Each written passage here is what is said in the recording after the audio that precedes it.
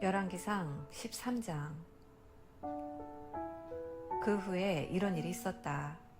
여로보암이 제단에서 제사를 드리려는데 유다에서 하나님의 명령을 받고 온 거룩한 사람이 제단을 향해 선포했다.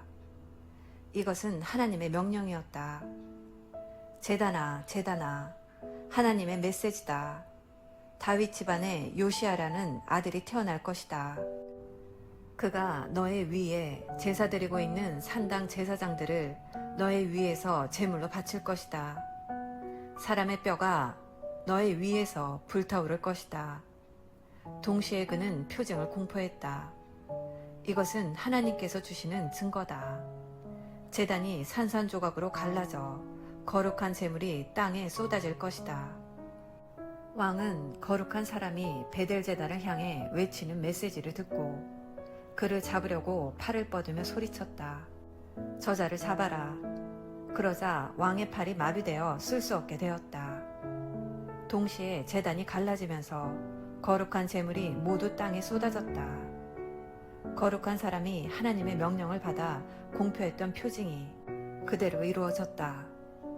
왕은 거룩한 사람에게 간청했다. 도와주시오. 당신의 하나님께 기도하여 내 팔을 낫게 해주시오. 거룩한 사람이 그를 위해 기도하자 왕의 팔이 나아 새 것처럼 되었다. 그러자 왕은 거룩한 사람을 초대했다. 나와 함께 식사합시다. 당신에게 줄 선물이 있소. 거룩한 사람이 왕에게 말했다. 왕께서 내게 아무리 큰 돈을 준다고 해도 나는 이곳에서 왕과 함께 앉아 식사하지 않을 것입니다. 나는 하나님의 명령을 받아 이곳에 왔습니다.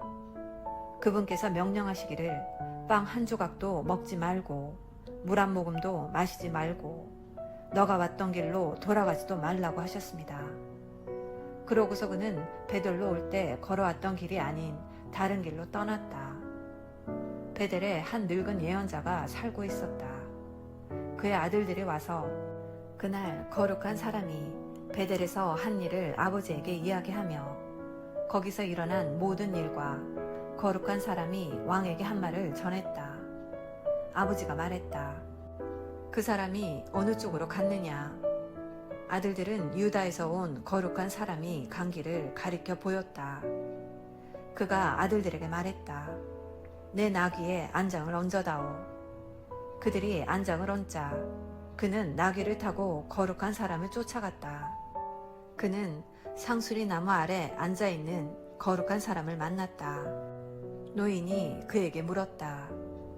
당신이 유다에서 온 거룩한 사람이오? 그렇습니다. 그가 대답했다. 나와 같이 우리 집으로 가서 식사합시다.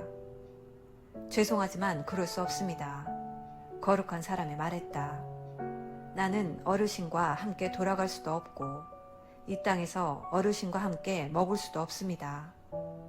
하나님께서 내게 엄히 명령하시기를 빵 한 조각도 먹지 말고 물 한 모금도 마시지 말고 너가 왔던 길로 돌아가지도 말라고 하셨습니다.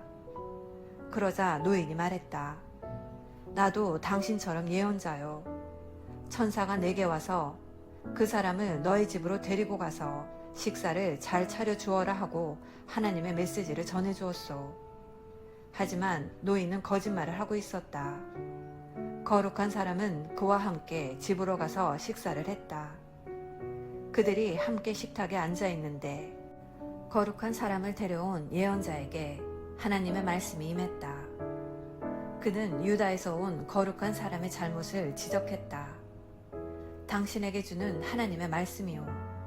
너는 하나님의 명령에 불순종했고 너의 하나님의 엄한 명령을 지키지 않았다.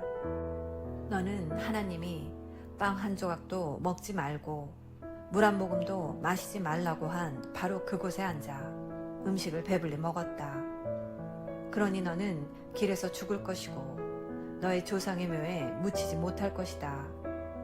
식사가 끝나자 그를 데려온 예언자가 그를 위해 자기 나귀에 안장을 얹어 주었다. 길을 떠나가는데 사자가 나타나 그를 죽였다. 그의 시체가 길 위에 널브러졌고 한쪽에는 사자가 다른 한쪽에는 나귀가 서 있었다. 길 가던 사람들이 길에 널브러진 주검과 그 곁을 지키고선 사자를 보았다. 그들은 늙은 예언자가 살고 있는 마을로 가서 자기들이 본 것을 말했다. 그를 곁길로 가게 만든 예언자가 그 말을 듣고 말했다. 그는 하나님의 엄한 명령에 불순종한 거룩한 사람이다. 하나님께서 그에게 말씀하신 대로 그를 사자에게 넘겨주셔서 사자가 그를 찢어 죽이게 하신 것이다. 예언자는 아들들에게 말했다. 내 나귀에 안장을 얹어다오. 그들이 안장을 얻자 그는 곧 나귀를 타고 가서 길 위에 쓰러져 있는 주검과 그 옆에 서 있는 사자와 나귀를 찾아냈다. 사자는 주검에도 나귀에도 입을 대지 않았다. 늙은 예언자는 거룩한 사람의 주검을 나귀에 싣고 자기 성읍으로 돌아와 안장해 주었다. 그는 그 주검을 자기 무덤에 묻고 나서 애도하며 말했다. 형제여, 슬픈 날입니다. 장례식을 마치고 나서 예언자는 아들들에게 말했다. 내가 죽거든 거룩한 사람을 묻은 그 무덤에 묻어다오. 내 뼈와 그의 뼈가 나란히 있게 해다오. 그가 하나님의 명령을 받아서 베델에 있는 제단과 사마리아 성읍들에 있는 모든 음란한 종교 산당들을 향해 전한 메시지가 그대로 이루어질 것이다. 이 일이 있고 나서도 여로보암은 계속 악을 행하여 금지된 산당의 제사장들을 마구잡이로 세웠다. 누구든지 원하기만 하면 한 지역 산당의 제사장이 될 수 있었다. 이것이 여로보암이 지은 가장 뿌리 깊은 죄였다. 그를 망하게 한 것도 그 죄였다.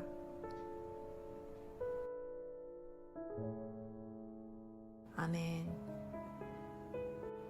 오늘은 열왕기상 13장 말씀을 함께 묵상하였습니다. 여로보암이 거짓 종교를 만들고 있었을 때 하나님은 가만히 보고만 계시지 않으셨습니다.